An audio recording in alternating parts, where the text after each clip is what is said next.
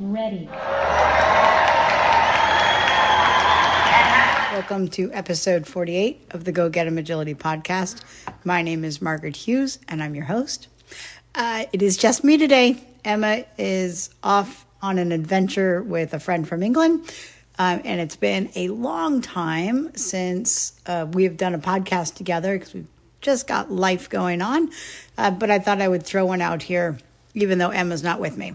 I want to talk about walking a course at a trial. Walking a course at a trial, but also walking a course in practice, and kind of give you an overview of what I do, the strategies that I utilize when I'm walking my own courses, and tips and maybe some ideas on how to memorize the course. Memorizing the course, that's one important factor of walking your course. Handling strategy, thinking about the dog's perspective, and then how to hold all that information in your head while you then go and get your dog, prepare your dog for the ring, and then wait in line. Sometimes it can be an hour between when you walk the course and when you run the course. Let's just start with where I start. I start by looking at the map. Our maps are either posted online or they're posted along the wall of our local trials. I usually just take a quick glance. I don't get too involved in my maps anymore, although I used to. I used to get very involved in the maps, but now I don't quite as much. But in my early days, first off, we used to get printed maps. So before the internet and everything being sent to you via email, the only way that we would see a map is to go to the trial, pick it up off of the table, and then go and look at it on our own. But I would take that map and I would draw on it, and I would draw my dog's path, my dog's ideal path, or the path that I believe that they would take with maybe the extension that they would gather, or any collection that the course may cause them to jump in collection or a name call, that sort of thing. So plotting along the map in pen or pencil my dog's path. Then I would also write out my own path and give myself little indications of where side changes were. And just by looking at the map, what I thought would be the best side changes, just based on looking at the map alone, so not walking it in person. I really like that. And anytime that I am looking at a map, I want to take into account my location in relation to the obstacle and in relation to my dog. So I always try and have a picture of, if I'm at this position in relation to the tunnel, my dog is in this position at the exact same moment in relation to that same obstacle. And so trying to see in slow motion where my dog is all the way throughout the course. Right, so I look at the map, used to draw out on the map. Now I don't draw out on the map as much. I don't print maps anymore. But I definitely do look at them, get a feel for what the course is, figure out if I need to focus my attention on one part of the course versus another. Another thing that I do is I try and watch when the judge is tweaking the course. So there's a moment in time before competitors are allowed to come out on the course. There's a moment in time when the judge goes out and walks the course and does what is called tweaking. So moving the obstacles around for either spacing or safety, and just making sure that the course is what they actually put down on paper or close to it. And during this tweaking phase, you can watch judges show you the path that they intended in their head. Now, this doesn't mean it's the best path for your dog, but judges generally have an idea of how they want the course to flow, or how they think that most people will run the course. And so if you watch the judge, if there's an obstacle where you have the choice to turn right or turn left, they'll show you their ideal of what they imagine either most handlers taking that, or dogs taking that path, or that's how they would handle their own dogs potentially. And so that when you watch the judge tweak the course and walk their own course, now when they walk it, they generally walk through the obstacle because they're also counting distance. And you can get an idea of what's in their head, which is sometimes a pretty useful thing. And I've even seen judges do front crosses. I've seen them do blind crosses. I've seen them do rear crosses within their handling style.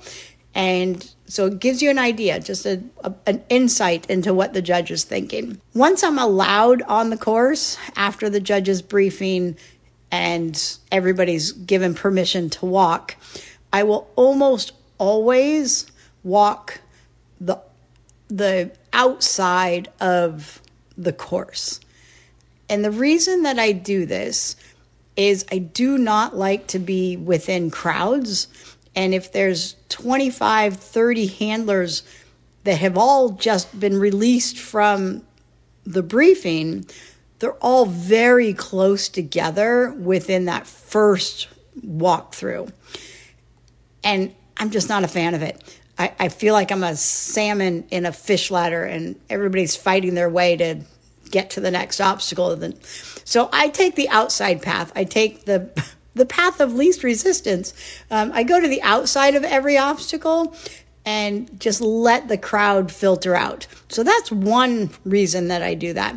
The other reason that I do that is because it forces me to the outside of the obstacle, like the tunnels and the contacts.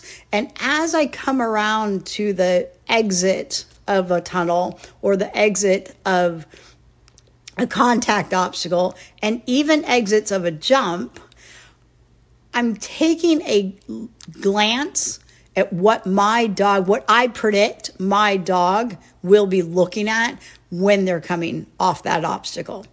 And so taking the line of what direction the tunnel is sending my dog and what obstacles may be in their visual versus what obstacle is actually needed. And so by walking the outside path, I get a chance to grab my dog's visual and get an idea of my dog's perspective on the course. And that may or may not influence my handling. And so I want to have an understanding of that. So my very first walkthrough is usually on the outside. Once I have walked the outside and the space is cleared up between, all the handlers are now kind of spaced out, then I will walk into the inside path. And I'll usually start at the very beginning, like everybody else, with where I'm going to line my dog up. So I will go stand exactly where I think I want my dog to be lined up initially. And I will either put an X in the ground. I'll take plot lines off of two immovable items, either behind me or to the next to me. Usually there's numbers on the wall. There can be pillars. There can be a gate. Or even the obstacle itself. I will plot my dog's distance from that first obstacle and the angle they're going to take that first obstacle from items around me so that I can come in, grab those plot lines. I kind of see it as like Battleship, how it's D2, and you just come in and put your battleship on the number, the plot circle that you want. So I do that for my setup, where I'm going to put my dog. Then I keep that visual in my mind. So I want to know exactly where I just put my dog, because then I go out and I go to where I want to release my dog. So where am I going to be when I'm releasing my dog? And I look back and see do I see my dog through the obstacle? Do I need to see my dog through the obstacle? And then I picture releasing my dog, the speed of them, how fast they're going to catch me. And so that helps to dictate whether or not I want to come to a standstill before I release them.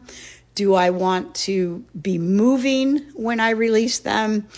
And the difference for me is if I'm stopped, that means that I don't need to get very far ahead, usually. I want them to focus on my decel, and I want them to focus on potentially a turn that's coming up. So anytime that I stop in my decel, it means that I need to reconnect with my dog to create either decel or turning within 1 or 2, maybe 3 obstacles. If I lead out and I don't stop, that generally indicates to my dog that we're moving an extension, or I want to get someplace further down the line, the obstacle line, so that I can do a side change prior to my dog getting to me. So those are things that I think about. Am I going to stop and look back on my dog and then release them? Am I going to continue moving forward while I release them? How is that going to affect their forward motion coming off of the line? Do I need to have serious eye contact with them to make sure that they get a difficult jump line? Like maybe it's on a slice, and if I've got a first obstacle right into a slice line, then I definitely want eye contact off my dog to make sure that they're seeing that slice line, and that I do want them to take that jump, not bypass it and run up to me.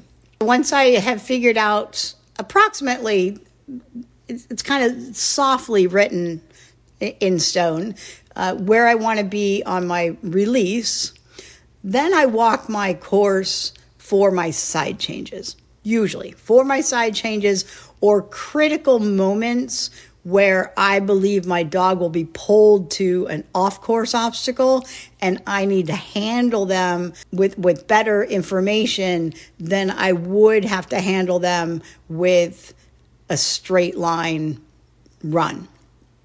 And so I head to my side changes, and I walk the initial.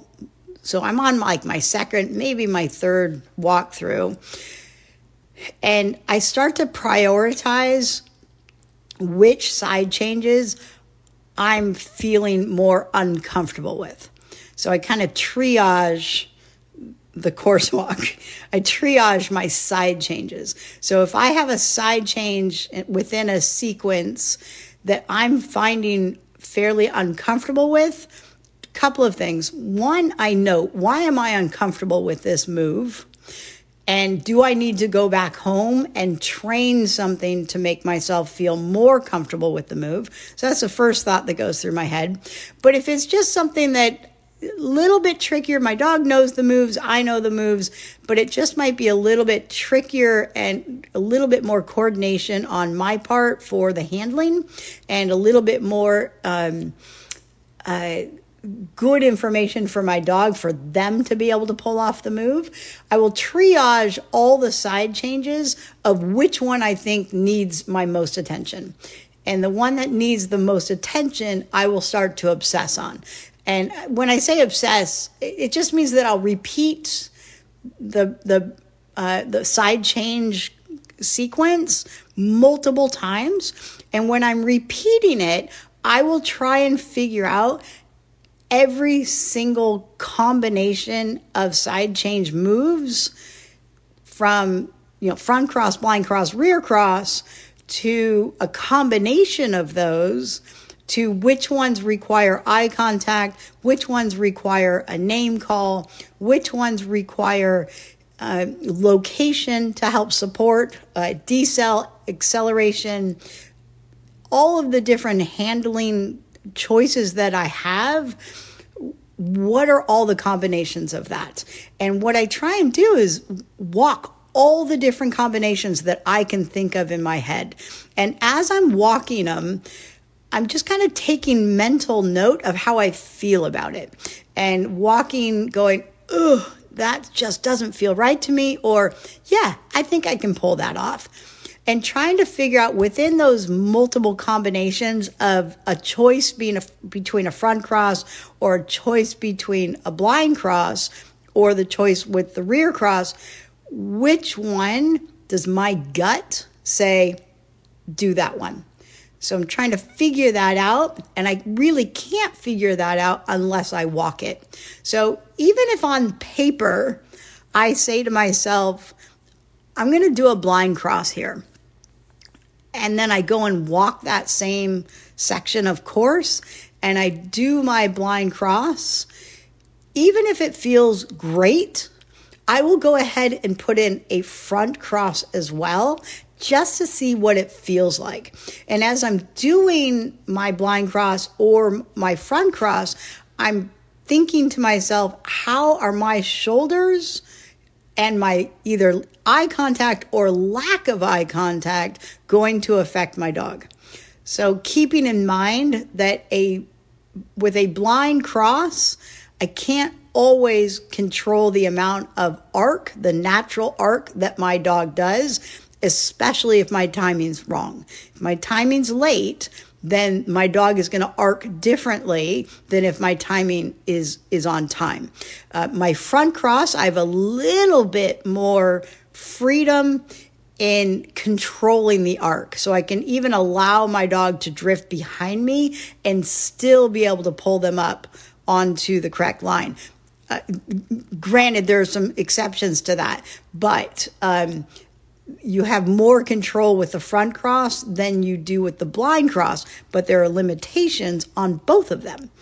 And then same thing with the rear cross I know that a rear cross in general is going to be a turning cue, depending on how hard I turn, how much pressure I put on my dog, how soon I put the pressure on, the angle that I put the pressure on is going to dictate the turning cue for my dog.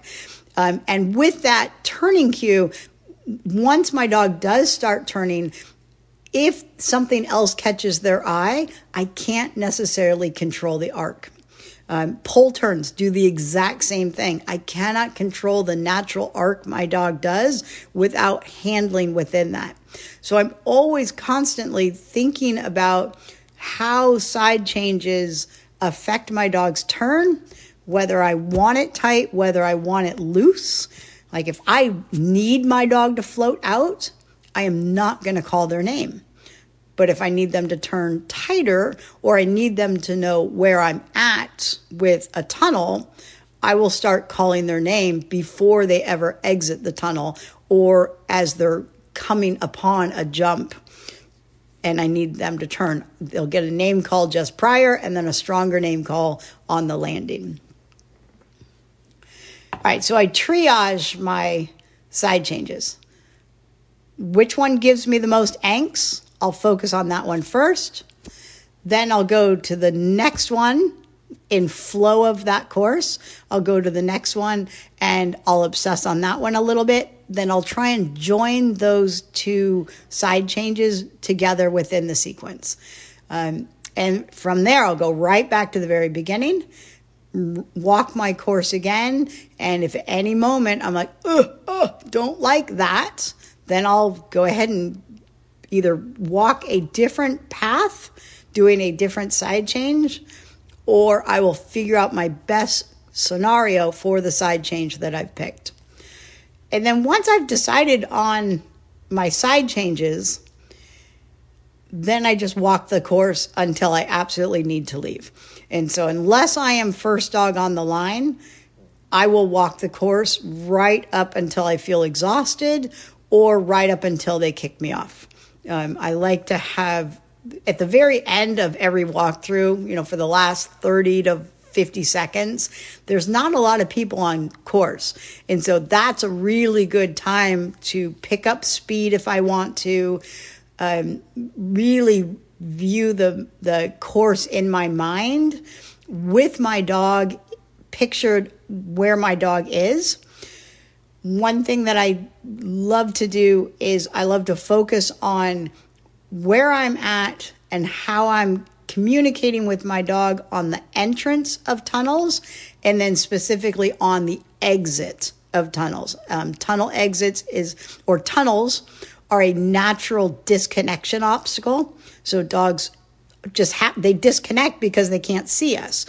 And dogs want to and need to generally connect back with us for a fraction of a second before they continue on to the next obstacle.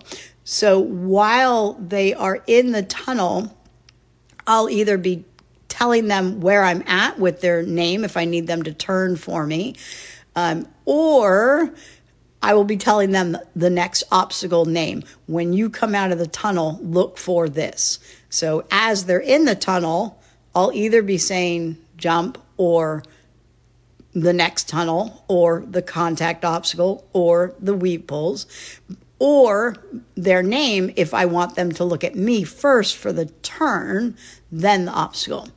So something to keep in mind when you're course walking is if you need a turn, so if the dog is coming off of a jump or out of a tunnel and a turn is required to get the next obstacle, I always think to myself, I need the turn first. So that means I need to give turning cues prior to cueing the obstacle needed next. So my turning cues are my dog's name. For my jumps, it's check, check, check. That means turn tight. Jumping collection turn. My other turning cues, I do have a tunnel break cue, which means you're going to be turning after this tunnel. That I give prior to going in. My biggest turning cue is my dog's name, then followed by location or deceleration. So deceleration can also be a turning cue or at least a collection cue. And then once I see that I've got the turn, that my dog has read it, that my dog has heard it, then immediately I start saying the obstacle cue. Now, sometimes I'll do a combination. So I believe that my dog can hold two cues in their head. And so I will say my dog's name and then immediately follow that up with the next obstacle cue. So E, walk it, walk it, walk it. Eli, E, weave, weave. So giving different combination of cues. So turn, then weave, turn, then weave. And if I immediately, if I'm cueing weave and I see that my dog is off the line, I will switch instantly to get the name out there, to get him to turn, then I'll re-cue the weaves. I'm always watching what he's looking at, not the obstacle that I'm going to. Because if they're not looking at their obstacle, they're not going to be going to it. So always, when you're trying to connect with your dog out of a tunnel or off of a turn, make sure you're watching where they're going before you cue the obstacle. Or if they're not looking at it, start cueing the obstacle if they're at least in that direction. I'll spend all 7 to 8 minutes, depending on the organization, walking the course. Then once I'm done walking the course, I've left, I've made sure that I've checked in. I'll do one of two things. If I'm not first dog on the line, then I'll watch the dogs that are coming onto the line. So I'll try and watch up until my marker dog. So I have a marker dog within the running order. That's a dog that I know I usually can recognize them really quickly, and they're the dogs that say, time to go get your dog. So until that marker dog runs, I will watch as many dogs that I feel are similar to me and my dog and my team. But I'll also just watch the side changes or the trap areas to see how it reads on the course, how the dogs are reading it on the course. If I thought there might be a trap, I'll watch to see how dogs respond to that, whether or not the handling is influencing the correct next obstacle or not. But I'll also watch for traps or places on the course that I didn't recognize would be an issue. So sometimes courses can look flowy and all that. And then the dogs get out there and they actually show us how it runs. And so those first few dogs, first 5 or 7 dogs on the line, if they're in flow, if they're moving, they're in focus, blah, blah, blah, then you can use their information to help your own team.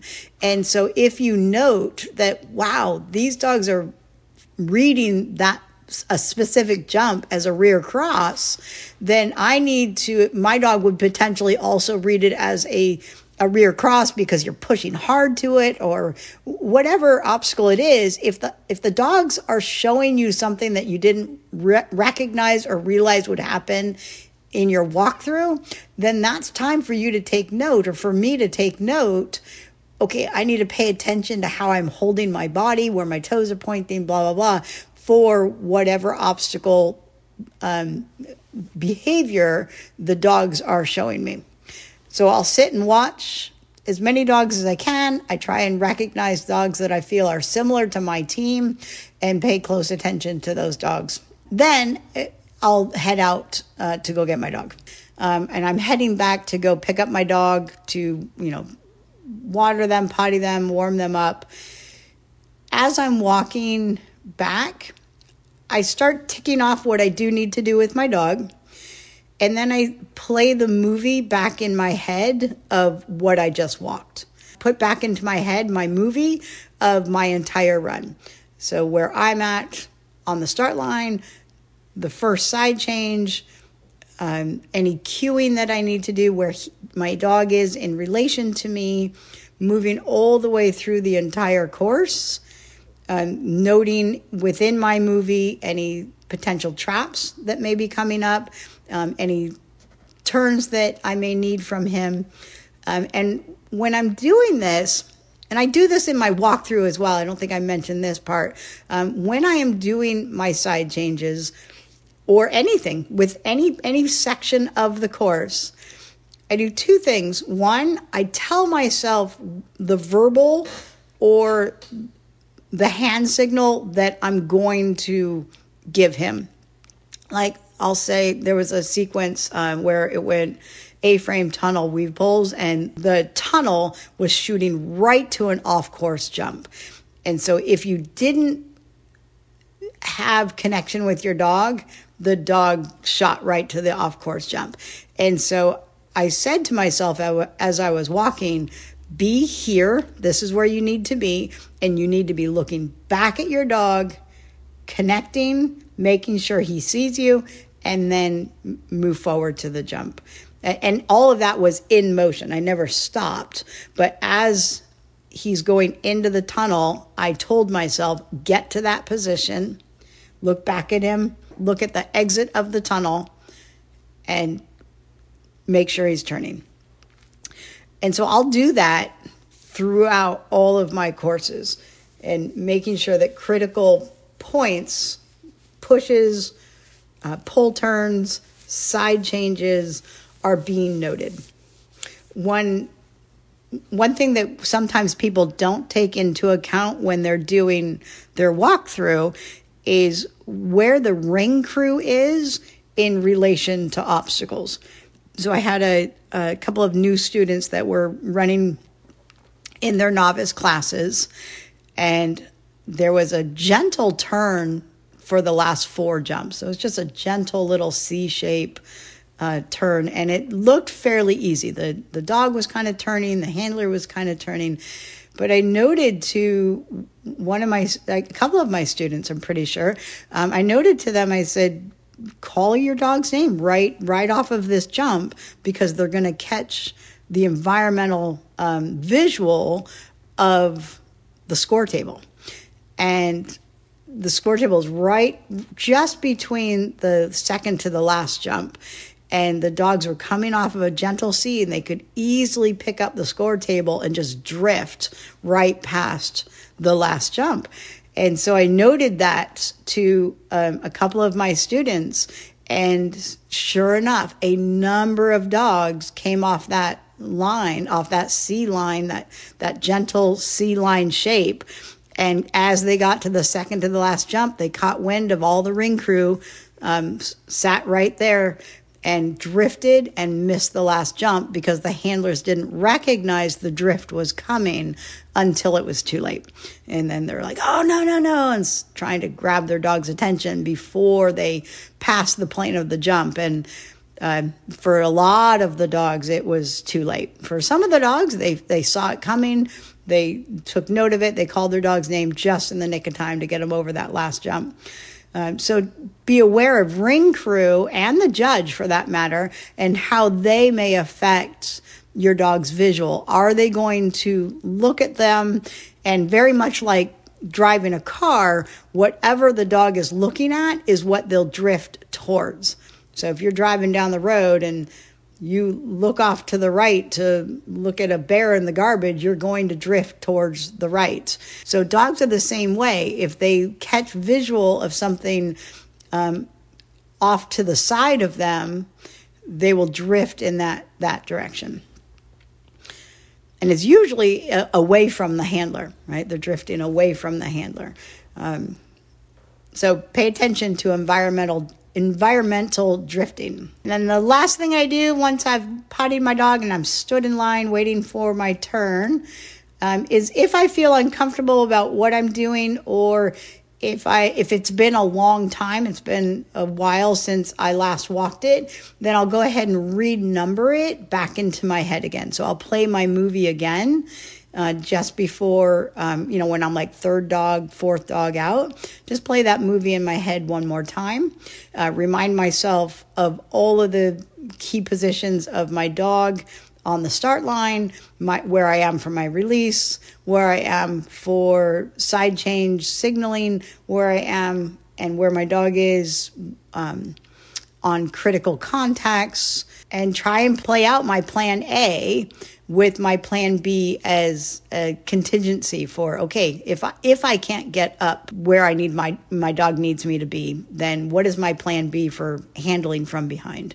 That sort of thing. So one thing that gets some handlers is when courses are nested and you've run one class and then you turn around to run and walk the second class, and the judge, the course is very, very similar. And so they'll actually run very, very similar lines, but off of, obstacle 5, they'll take you to the right instead of the left like they did in the first class.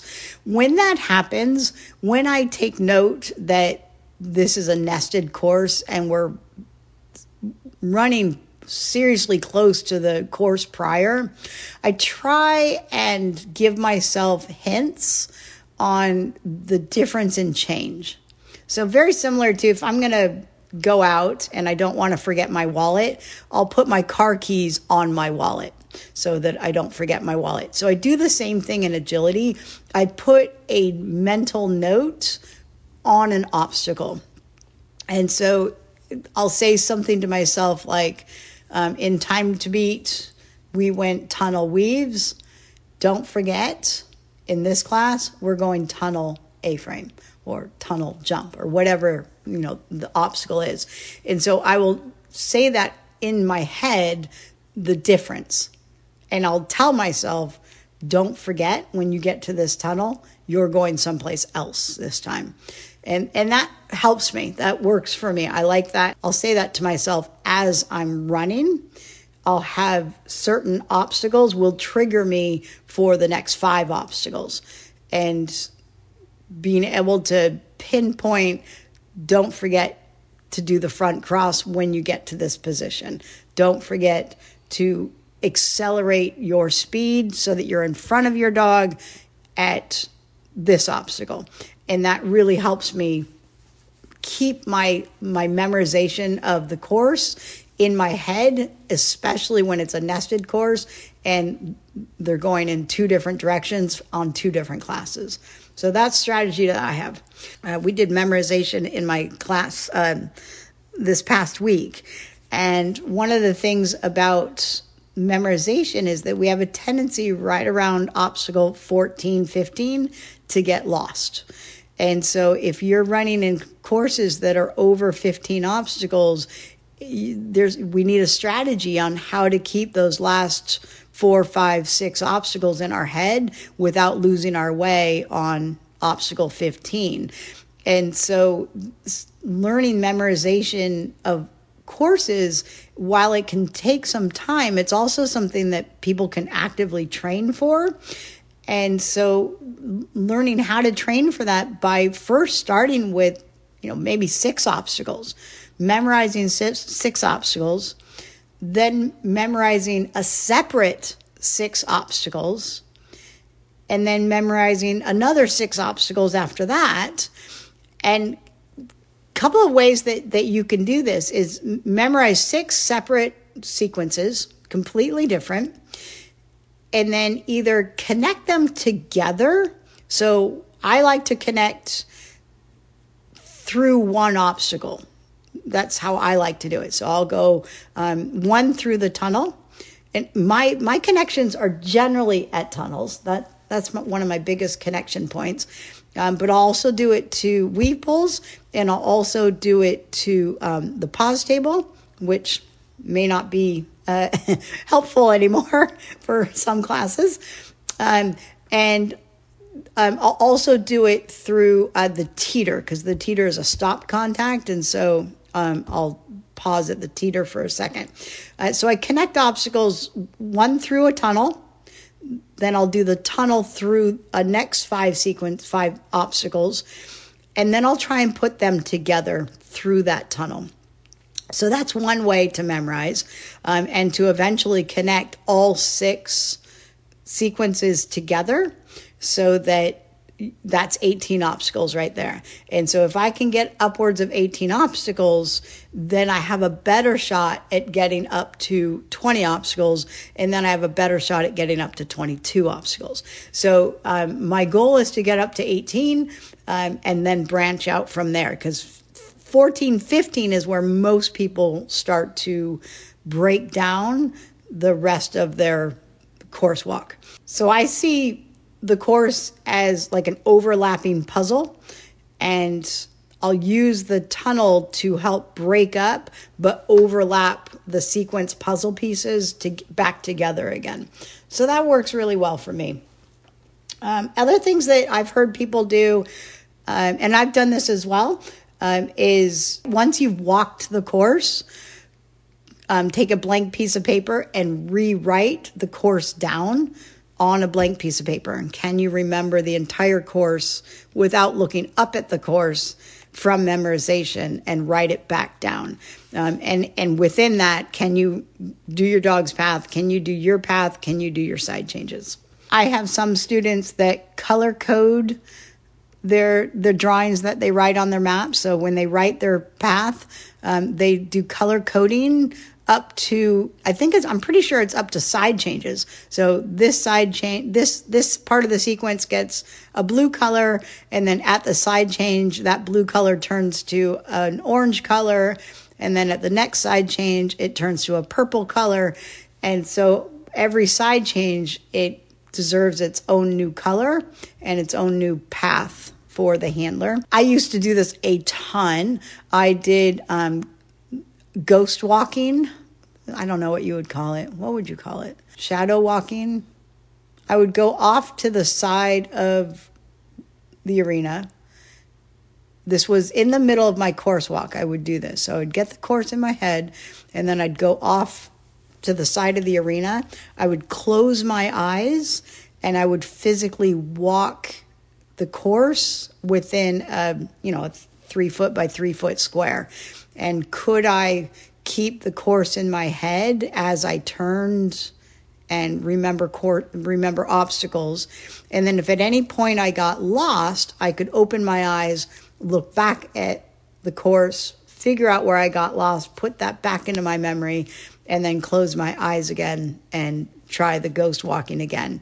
So this was just about course memorization. When I was doing that, I was only doing side changes and the direction of the course.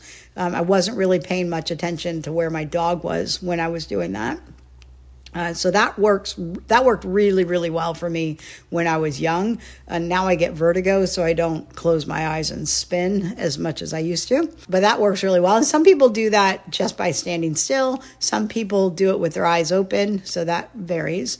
I would encourage you to kind of take mental note or even write down physical notes of the strategies that you use for memorization. And then, did it work for you? Did you get lost? Did you stay on course?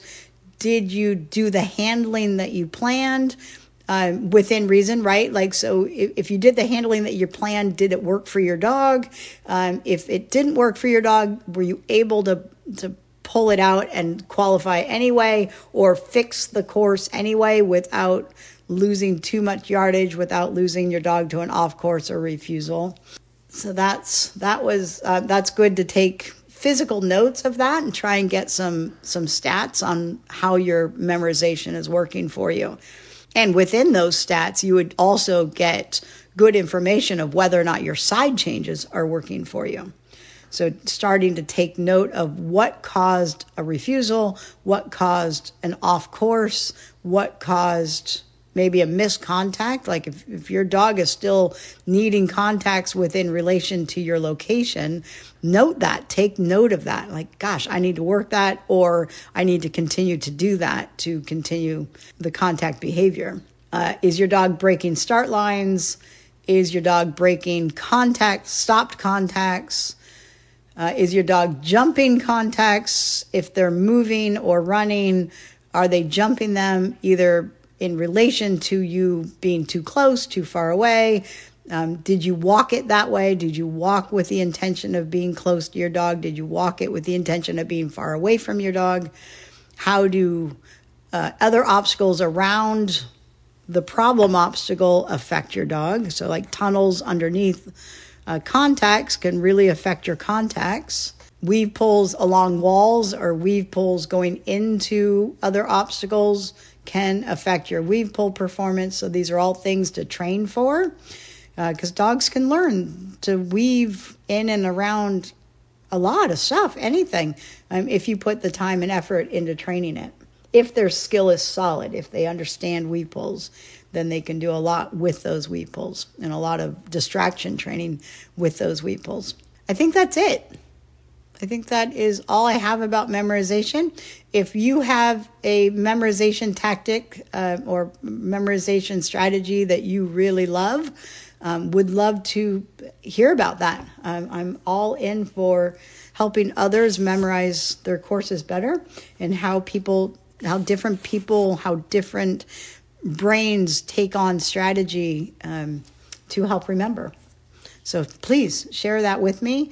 You can either email it to me or share it in the comments. Would love to know. All right, that's it. Happy training. Woof, woof. Go get them.